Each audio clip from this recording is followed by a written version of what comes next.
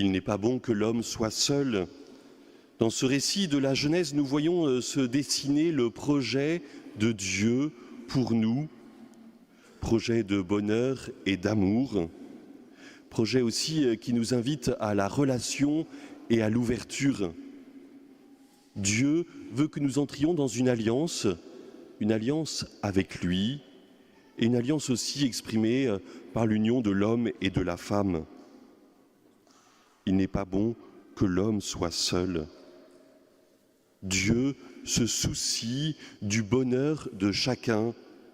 Dieu a soin de donner ce dont nous avons besoin pour grandir, pour nous ouvrir à l'amour. Jésus, en répondant à ceux qui viennent l'interroger et qui essayent de le mettre à l'épreuve, reprend ce récit de la Genèse et invite à regarder justement l'union de l'homme et de la femme dans le projet de Dieu, dans cette alliance aussi que Dieu vit avec nous. Lui, Dieu est fidèle, il nous aime toujours, il se propose à nous sans cesse. Un mot a retenu mon attention, à la fois dans ce récit de la Genèse et dans les paroles que Jésus dit en citant ce livre.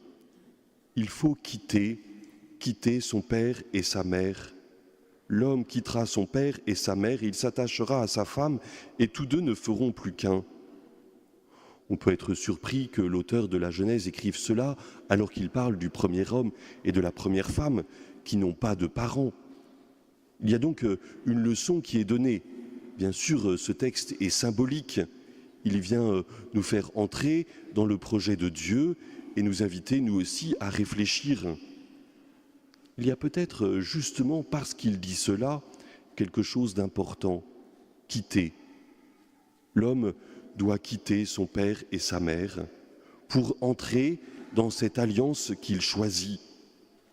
L'amour des parents est quelque chose que l'on reçoit, quelque chose qui est donné par le père et la mère. Et l'enfant est heureux et doit grandir dans cette confiance et dans cette sécurité que lui donnent son père et sa mère. Mais à un moment, il faut qu'il quitte. Il faut que par lui-même, il construise aussi cette alliance, qu'il la choisisse avec Dieu et avec une personne en particulier. C'est peut-être cela auquel nous invite, et l'auteur de la Genèse et Jésus lui-même, de choisir librement de rentrer dans cette alliance. Et peut-être pour nous, il s'agit aussi de quitter certaines choses pour être plus disponible pour le Seigneur. Aujourd'hui, nous avons quitté le confort de notre maison pour trouver cette église fraîche. Mais nous quittons cela pour nous tourner vers le Seigneur. Le pape François aimait inviter les jeunes à quitter le confort de leur canapé pour prendre le chemin de l'audace, pour aller vers les autres, pour entrer dans le dialogue et l'alliance. Quitter. Ce n'est pas toujours simple pour chacun d'entre nous de quitter nos sécurités ou notre confort. Il faut de l'audace, de la confiance pour avancer.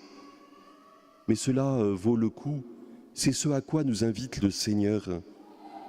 L'alliance nouvelle choisie par chacun d'entre nous, parce que Dieu est à l'initiative de cela, nous invite à une réponse libre et entière. Mais peut-être regardons aussi comment le Seigneur lui-même agit pour nous.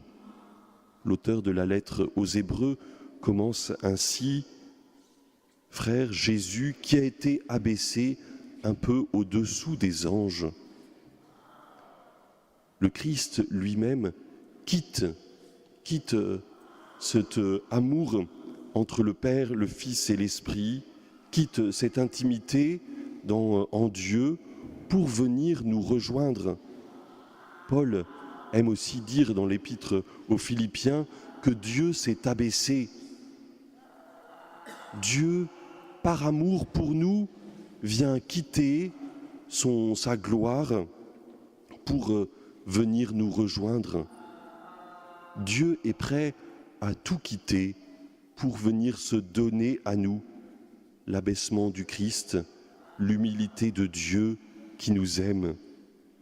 Dans chaque Eucharistie, nous voyons aussi le Seigneur qui se donne. Dans le pain et le vin consacrés, Dieu s'abaisse. Dieu quitte le confort ou sa gloire pour être présent dans le pain et le vin consacrés, pour se donner à nous, pour que nous puissions le recevoir. Et alors il s'agit après de notre réponse à chacun d'entre nous, notre Amen à cette présence du Seigneur qui se donne. Voulons-nous accueillir Dieu dans notre corps, dans notre cœur? Dieu se donne parce qu'il nous aime. Que nous puissions ensemble entrer dans ce projet d'amour, avoir confiance. Ce que l'homme et la femme vivent aussi l'un pour l'autre, l'un avec l'autre. C'est ce qu'exprime aussi, cela exprime, l'amour du Seigneur pour nous. Cette alliance de toujours à toujours, cette alliance donnée et qui n'est jamais reprise. Dieu continue d'être avec nous, celui qui se donne.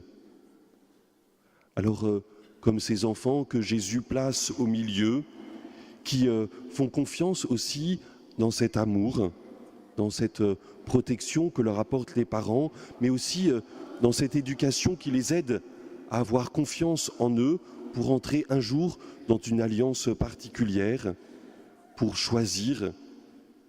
Entrons-nous aussi comme des enfants dans cette éducation que Dieu veut pour nous, pour comprendre que nous pouvons dire oui en plénitude au Seigneur qui se donne.